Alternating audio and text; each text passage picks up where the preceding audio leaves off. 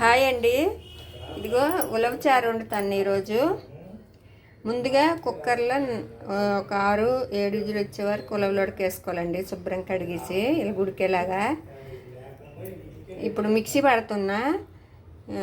ఎల్లుల్లిపాయలు, పచ్చిమిర్చి, జీలకర్ర, కొంచెం అల్లం ముక్క, ఇంకా ధనియాలు ఇవన్నీ వేసి మిక్సీ పడతానండి.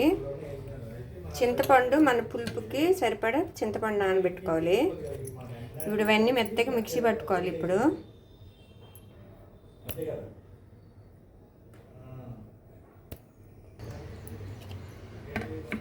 ఇదండి ఇట్లా మెత్తగా మిక్సీ పట్టాలి.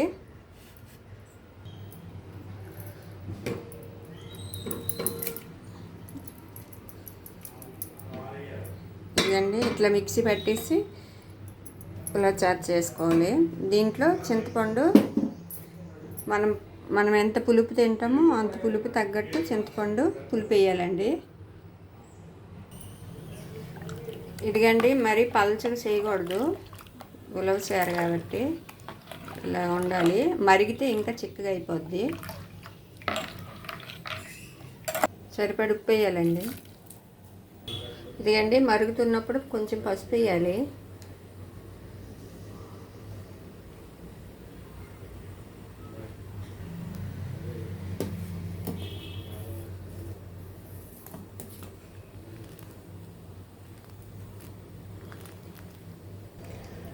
ఇదిగండి ఉలవచారు బాగా మరిగిపోయింది. ఇప్పుడు పోపు వేస్తున్నా. మెంతులు,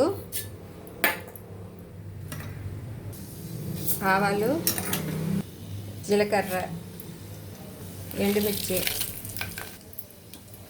ఎర్రుల్లిపాయ అండి. మిక్సీ పట్టేటప్పుడు ఎల్లుల్లిపాయ వేసాము, ఇప్పుడు ఓన్లీ ఎర్రుల్లిపాయ వేస్తున్నా.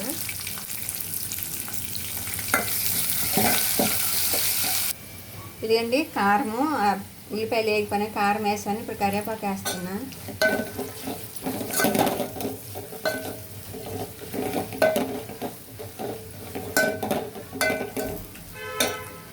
ఆల్రెడీ పచ్చిమిర్చి వేసాను కదండి, కొంచెం కారం వేసాను. ఇదిగండి ఎర్రగా వేగిపోయింది పోపు. ఇప్పుడు ఉలవచారులు వేసాలి. Stove off చేసాలండి.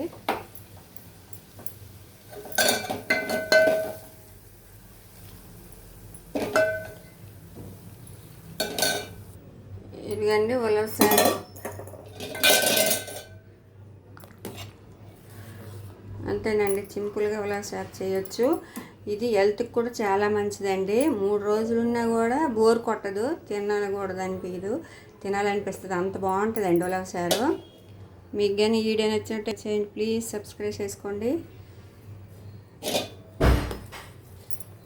ఉలవలు ఉంటే మీరు కూడా ఇలా వండుకొని తినండి, చాలా బాగుంటుంది, టేస్ట్ బాగుంటుంది, హెల్త్కి మంచిదండి.